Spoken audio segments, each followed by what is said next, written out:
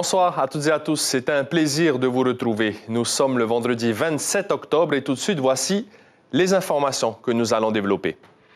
Les traitements hormonaux pour les personnes qui souhaitent changer de genre seront-ils pris en charge par la CPS? C'est en tout cas une proposition du gouvernement. En France métropolitaine, c'est déjà le cas avec l'assurance maladie. On vous en dit plus dans un instant. Un partenariat entre l'armée, le vice-rectorat et le ministère de l'Éducation permet à plusieurs dizaines de jeunes lycéens d'intégrer le RSMA. L'objectif, lutter contre le décrochage scolaire. Dans notre rubrique Tehonot Amotu, nous parlerons de la situation d'une soixantaine de salariés mis sur le carreau après la liquidation judiciaire de 2 hôtels Sofitel à Burabura. Nous serons en direct avec Tita Veitoua, déléguée du personnel au Oeto Irima, qui se bat pour obtenir des indemnisations. Le vétéran du bataillon du Pacifique, Harry Wong Kim, a été inhumé à Deauville. C'était le dernier Tamari volontaire encore vivant. Il était parti en Europe en 1940, à l'âge de 16 ans, pour combattre durant la Seconde Guerre mondiale. La Havekinuiva, 30e édition, ce sera la semaine prochaine. Ce vendredi soir, focus sur l'équipe junior de Tuaivanui de Moorea, qui se prépare pour l'événement depuis plusieurs semaines déjà. Merci d'être avec nous. C'est un sujet qui fait débat à l'Assemblée de Polynésie. Parmi les grandes orientations budgétaires de l'année à venir, le gouvernement propose de prendre en charge intégralement les traitements hormonaux pour les personnes qui souhaitent changer de genre, mais aussi la PrEP et le TPE, des traitements anti-VIH innovants, pré- et post-exposition. Ces traitements sont déjà pris en charge à 100% dans l'Hexagone, mais ici, le sujet divise. Lucille Guichet, Teivaribé. Shelby est aujourd'hui à l'aise dans son corps, mais cela n'a pas toujours été le cas. À l'adolescence, pour lutter contre ses traits masculins, elle a suivi un traitement hormonal pendant quelques mois. Ma grand-mère, en comptant le médecin traitant, c'était presque 45 000 avec les boîtes que tu achètes et ça devait durer 3 mois. C'est trop cher pour la vie d'une transsexuelle. Donc du coup, on a su qu'il y a beaucoup d'aides en France et elles ont de la chance. Donc c'est pour ça que la plupart de mes consoeurs, elles partent en France pour pouvoir avoir la facilité de se féminiser. Le gouvernement propose aujourd'hui de prendre en charge intégralement ces traitements hormonaux, mais aussi la PrEP et le TPE, des traitements innovants anti-VIH à prendre avant ou après exposition. Tous délivrés uniquement sur prescription médicale. Le problème, si tu veux, dans l'hormonothérapie, par exemple, c'est que j'ai vu parmi les gens que je suis, une cinquantaine environ, certaines sont obligées d'arrêter le traitement parce que ils n'ont pas d'argent pour le payer et donc du coup, après, ils reviennent soit quelques mois ou années après pour redemander de se mettre sous hormonothérapie. De la testostérone ou de la progestérone en comprimé ou en injection et avec un risque d'effet indésirable important. Chaque boîte coûte entre 400 et 1200 francs. Mais au sein de la classe politique, cette proposition suscite le débat.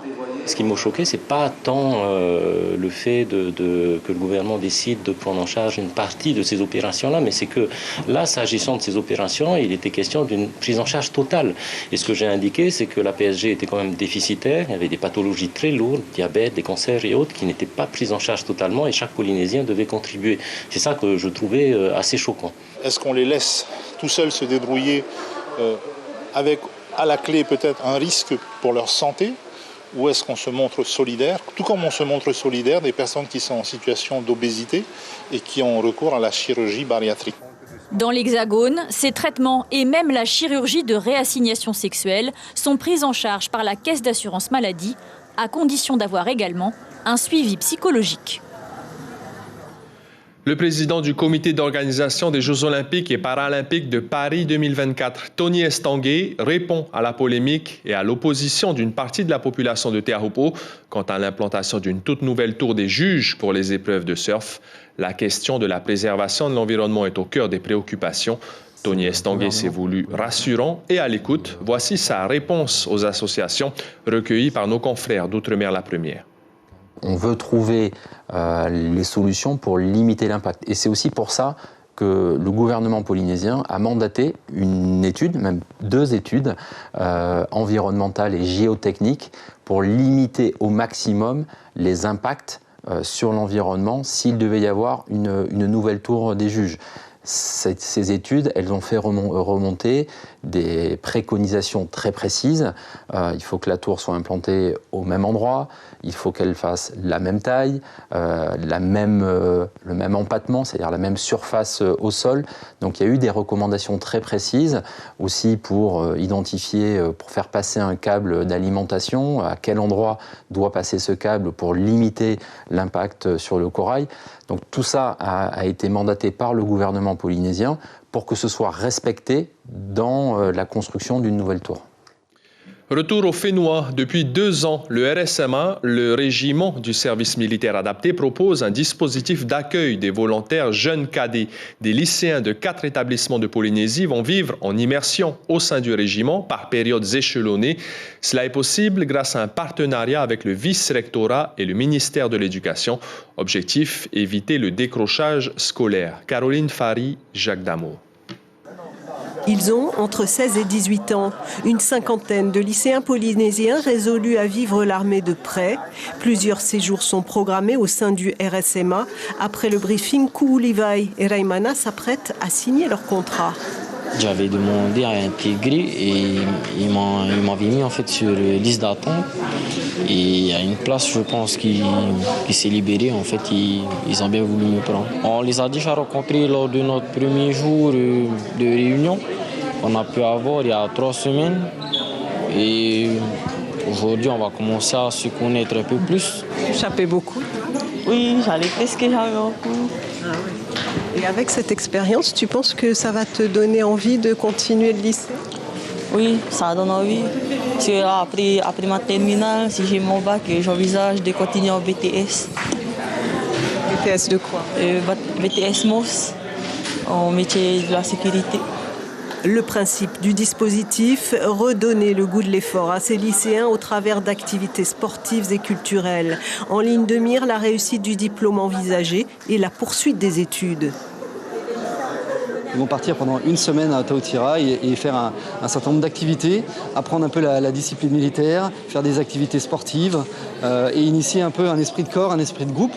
Et ensuite, ils continueront avec 3 autres semaines qui leur permettront de découvrir la terre, qui leur permettront de découvrir la mer et qui leur permettront également de faire des petites actions citoyennes au profit de gens qui en ont besoin. L'heure de la signature a sonné. Les volontaires s'engagent pour une année en immersion. J'ai juste signé, mis la date. Comment tu te sens? Ça va, ça passe. Je me sens bien. Je pense que ça sera une belle expérience, des bons moments et comme on l'a dit tout à l'heure, des bons moments de cohésion. Départ cet après-midi pour Taotira et pour un premier contact avec l'entraînement militaire.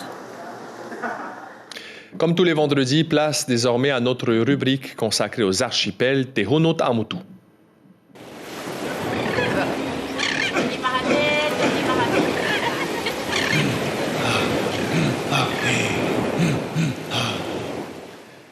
Et ce soir, nous allons parler social avec notre invité Tita Vaitua, déléguée du personnel O'Oeto Oirima pour les hôtels Sofitel Bora Bora Marara Beach Resort et le Sofitel Bora Bora Private Island, tous les deux basés sur la perle du Pacifique. Bonsoir Tita Vaitua, merci d'être en direct avec nous. Alors, le tribunal mixte de commerce a ordonné lundi la liquidation judiciaire de ces 2 Sofitel. Une 60aine de salariés va être licenciés. vous êtes impuissant face à cette situation. Pourtant, selon vous, il y a des solutions. Oui, bonsoir. Oui, il y a des solutions selon la décision qui a été prise lundi 23 octobre. D'où on va faire un appel. Donc, vous allez faire appel, mais quelles sont ces solutions? C'est une reprise, par exemple, du groupe américain Arcons Hermes Suntory ou encore du groupe Royal, des propositions de reprise qui n'ont pas été retenues par le tribunal mixte de commerce. Oui, exactement. Mais sinon, nous sommes penchés sur Arcan Hermes Century Group, d'où nous avons eu une discussion avec l'avocat de Arcan. Est-ce que vous êtes au courant du pourquoi, du comment ça n'a pas été possible, ces reprises? Oui, le problème chez Arcan, c'est que c'est la transaction. Et est-ce que vous pouvez nous rappeler un petit peu la situation de ces deux hôtels, puisqu'on a le Marara Beach Resort et donc l'autre hôtel, le Private Island. Cela fait quasiment 3 ans que certains salariés n'ont plus retravaillé. Oui, le Sofitel Marara est fermé en rénovation et le Private Island est fermé à cause du Covid. D'accord. Et depuis, les salariés n'ont plus remis les pieds au travail? Non, ils n'ont plus remis les pieds au travail. Par contre, ils ont cherché du travail pour les besoins de la famille. Donc une soixantaine il y a d'autres employés. Enfin, une soixantaine de salariés vont être licenciés. Certains ont déjà trouvé du travail, comme vous l'avez dit, mais est-ce que vous allez obtenir des indemnisations? Si Arcan est prêt de prendre l'hôtel, d'acheter l'hôtel, oui. Il est prêt de nous indemniser. Il est prêt d'acheter l'hôtel et reprendre les 61 employés. Est-ce que vous avez obtenu du soutien du pays ou de la commune ou d'autres organismes pour vous aider dans vos démarches? Pas du tout. On n'a rien eu venant du gouvernement, de la commune. Vous vous sentez délaissé? Tout à fait. Quelle suite juridique désormais? Vous faites appel et vous êtes soutenu par un avocat? Nous n'avons pas d'avocat. Par contre, nous avons une présidente de fédération, Première Nation du peuple autochtone de la Polynésie française, qui nous aide à pouvoir... Elle est là pour nous aider concernant la loi. Merci beaucoup. Qu'on peut utiliser contre ces juges-là. Merci beaucoup, Tita Aveitoa. On vous souhaite bon courage dans votre bataille juridique pour l'indemnisation donc des 60 salariés licenciés dans le cadre de ces 2 liquidations judiciaires. Merci également à Hitimanaki, à la caméra et à la transmission. Direction l'Hexagone désormais, les obsèques du dernier soldat du bataillon du Pacifique ont eu lieu à Deauville. Harry Wong Kim a reçu les honneurs funèbres militaires durant une cérémonie empreinte de dignité et de simplicité. Éric Saintas, Selim Oumedour et Nicolas Dalbon ont assisté à l'inhumation du dernier Tamari volontaire. Au rythme du Toéré, du Pahou et du Faakete, le cercueil de l'enfant de Papara est porté uniquement par des soldats polynésiens des troupes de marine. Les danseuses de Telita Putu accompagnent le défunt vers l'au-delà. Un symbole, tout ceci se déroule avenue de la République. Elle va honorer l'un de ses glorieux disparus, Harry Wong Kim. C'est un peu notre père à tous, de tous les Indiens du Pacifique. C'est entre autres un symbole pour nous maintenant parce qu'il fait partie de nos pères qui a libéré la France. Donc c'est nous un modèle. 16 ans, il faut avoir du courage. Il a usurpé l'identité de son frère. Franchement, on ne peut que respecter cet homme. Et en plus, quand on entend tout ce qu'il a fait, c'est une fierté pour nous d'être tahitiens. Par une décision ministérielle exceptionnelle, les honneurs funèbres militaires sont donc rendus au soldat Harry Wong Kim, le dernier des guerriers du bataillon du Pacifique. La cérémonie religieuse au temple protestant de Deauville fut à son image, simple. L'hommage du général Vidal, père de l'arme des troupes de marine, fut éloquent, comme le fut l'engagement d'Harry à 16 ans. On dit toujours Harry, ça dit bon, il est allé à la guerre. Bon, comme il serait peut-être allé chercher, je ne dis pas une baguette de pain, mais enfin bon, voilà. Et puis petit à petit, on prend conscience de ce qu'il a fait. Pour le lui avoir demandé encore une fois, il m'a dit écoute, si c'était à refaire, je le referais sans la moindre hésitation. Le Tamari qu'il était doit entendre d'où il est ce chant de la batterie du Mont Fayere, ce chant des Tamaris volontaires.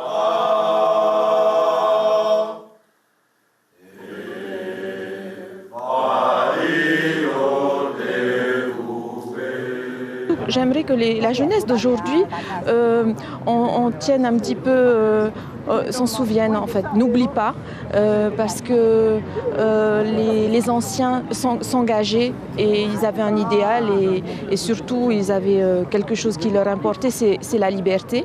De par sa nature, Harry n'était pas quelqu'un de très expansif, même pas du tout. C'était quelqu'un d'ailleurs, à la limite, il raserait les murs, quoi, Harry. Et, mais pour autant, lorsqu'il fallait faire quelque chose, il le faisait et jusqu'au bout. C'est son dernier voyage, ce dernier au revoir à Harry Wong Kim, le der des der. C'est une page de l'histoire qui se tourne, mais qui ne s'oubliera pas. À quelques jours de la 30e édition de la Havaikinuiva, focus ce soir sur le club de Moorea Tueivanui, basé dans la commune de Popo. L'équipe des Taurea, les juniors, se prépare depuis plusieurs semaines pour les 2 étapes à Raiateaita'a, mercredi et jeudi prochain.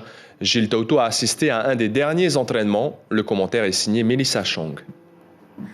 Tueivanui version 2023, c'est un bloc d'une dizaine de jeunes rameurs originaires de Moorea. Avant d'embarquer sur leur va'a, place à l'échauffement pour cette équipe junior ô combien prometteuse.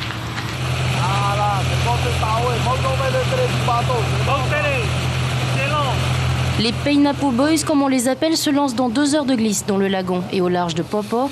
L'entraînement du jour, travailler le coup de rame afin de maintenir la glisse et la vitesse. Les départs arrêtés sont minutieusement fignolés. Le coach le sait bien, un bon départ peut faire toute la différence pendant la Havaikinuiva. Et un peu ce que tout le monde demande, qu'ils se rament tous ensemble, qu'ils sont taroués et qu'ils cherchent un coup qui glisse et qui est très efficace, comme on dit. Il ne faut pas juste se battre sur l'eau. C'est une première pour vous, Havaikinuiva? Oui, pour l'équipe, ce sera une première. D'accord. Ça fait quoi de représenter Moorea? Ça fait du bien aussi, de représenter Moorea. Tout que moi, je viens de loin aussi. D'accord. Mais prêt? Ouais, ça va, on y est prêt. Manque des défauts, mais ça va, on peut le faire. Cette jeune équipe rame ensemble depuis février. Prometteuse et combative, elle s'est classée parmi le top 10 du marathon Polynésie la première et de la Vodafone Race 2023.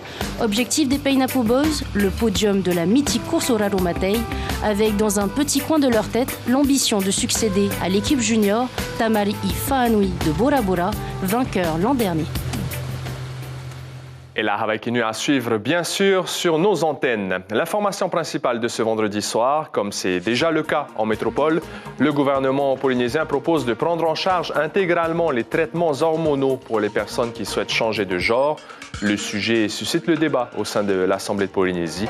La proposition comprend également la prise en charge intégrale de la PrEP et du TPE, des traitements anti-VIH innovants. Sur vos écrans, ce soir, Polynésie la Première vous propose, après le Tarena Maori, la série Brokenwood Mysteries à partir de 19h25, puis 2 épisodes de Collection Crime Parfait. Ce sera à partir de 21h. C'est la fin de cette édition. Merci pour votre fidélité. C'était un plaisir de vous accompagner ce soir. Demain, retour de Stéphane Ratino pour vos journaux. On se quitte sur une chanson de Francis Cabrel en concert à Toata samedi et dimanche. Je l'aime à mourir, interprétée par des élèves de l'école de la Mission. Passez une excellente soirée et prenez bien soin de vous.